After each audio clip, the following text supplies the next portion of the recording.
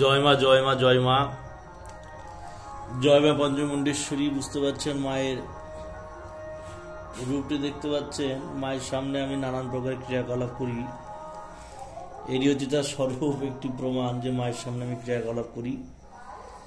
ক্রিয়াকলাপ করে উঠেছি, কিছু সামান্য সময় পেয়েছি, যে কারণে আমি আপনাদের সান্নিধ্যে আমি ভিডিও করতে পারছি। প্রথমত সামান্য একটা সময় পাওয়া যায় না যে সময় বের করে আপনাদের আমি দেবো, দিনে সেই দিয়ে ভিডিও করব বা আপনাদের কিছু জিনিস দেবো, সে সময় বাবা খুব অভাব হয়ে পড়েছে। কাজের অত্যাধিক চাপ পড়ে গেছে, যে কারণে সেমন একটা ভিডিও ইউটিউব চ্যানেলে দিতেও পারছি না, আপনাদের সান্নিধ্যে আসতেও পারছি না। যাই হোক, যা হয় মঙ্গলের জন্যই হয়। আপনাদের সান্নিধ্যে আমি একটি বিদ্যে নিয়ে এসেছি, সেটা হচ্ছে কামাখ্যা মায়ের বশীকরণ মন্ত্র। এই কামাখ্যা মায়ের বশীকরণ মন্ত্রটি কি করে প্রয়োগ করবেন, কি এর প্রয়োগ বিধি, সম্পূর্ণ আমি সব বিস্তারে জানাবো, আপনারা মনোযোগ সহকারে দেখুন। এই যে কামাখ্যা মায়ের বশীকরণ মন্ত্রটি কি করে প্রয়োগ করবেন আমি সম্পূর্ণ বিস্তারিত জানাচ্ছি, আপনারা মনোযোগ সহকারে দেখুন। এটি হচ্ছে কামাখ্যা মায়ের বশীকরণ মন্ত্র।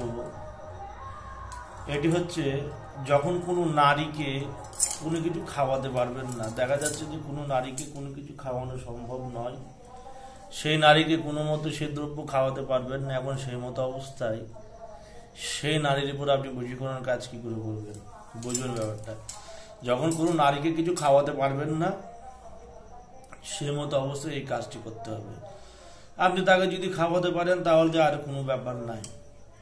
এখন আপনি সেই নারীকে কোনো জিনিস খাওয়াতে পারবেন না, কিন্তু সে নারীকে, সে বালিকা হোক, সে কুমারী হোক, সে বিবাহিত হোক বা অবিবাহিত হোক, সে নারীকে আপনার বশীভূত করা প্রয়োজন। সে নারীকে আপনি বশীভূত করবেন, কিন্তু সে রমণীকে আপনি কিছু খাওয়াতে পারবেন না।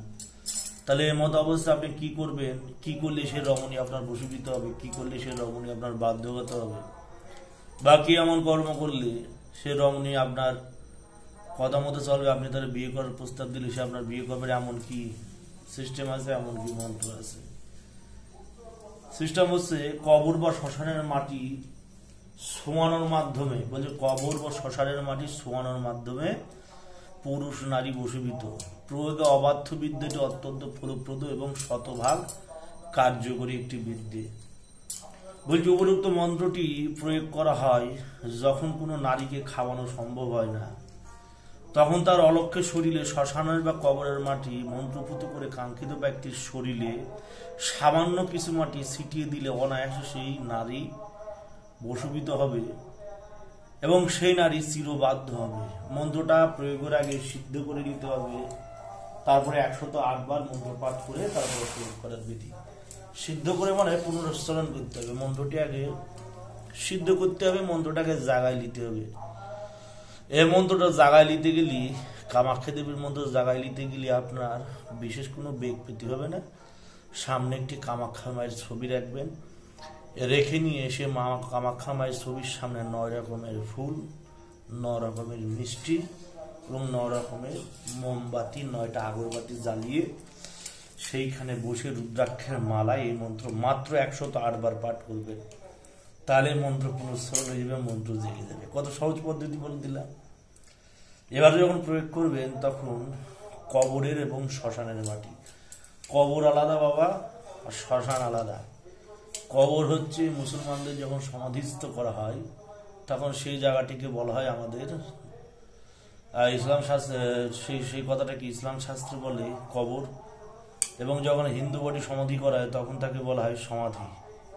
এটি বলেছে কবরের মাটি, মুসলমান কবরের মাটি, গোরস্থানের মাটি লাগবে এবং আপনার লাগবে শ্মশানের মাটি, মানে 2 রকমের 2 সম্প্রদায়ের মাটি লাগবে। সেই 2 সম্প্রদায়ের মাটি নেবেন, ডান হাতের উপর কলাপাটে রাখবেন, রেখে এই মন্ত্র মাত্র 108 বার পাঠ করে 108টি ফু দেবেন।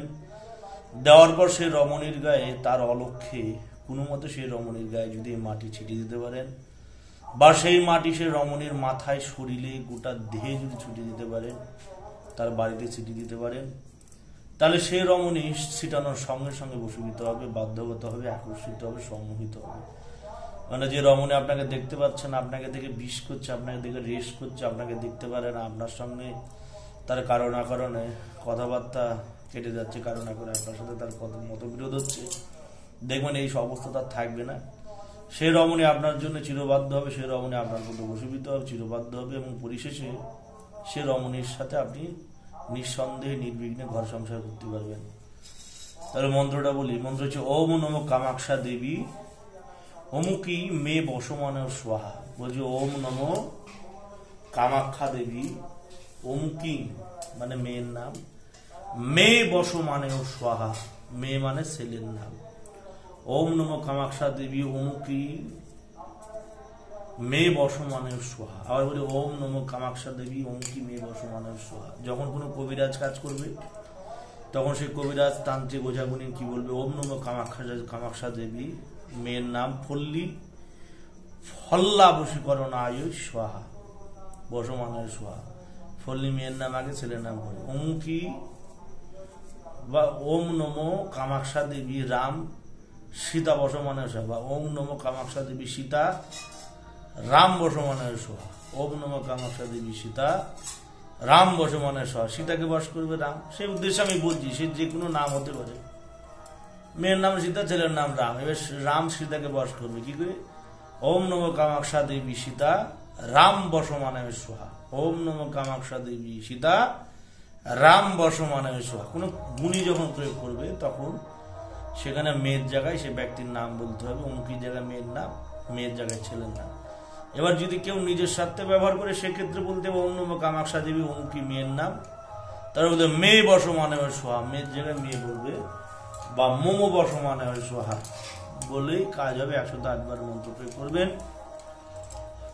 পরামর্শ ব্যক্তির উদ্দেশ্য করে সেই 2 রকমের মাটি ছিটিয়ে দেবেন, কাজ হবে। বিশেষ দিনের উল্লেখ নেই, বিশেষ সময়ের উল্লেখ নেই। আপনি যে কোনো দিন, যে কোনো তিথিতে, যে কোনো সময় এটি প্রয়োগ করতে পারবেন, প্রয়োগের সঙ্গে সঙ্গে নির্ধারণ। জয় মা, জয় মা, জগতের মঙ্গল করুন।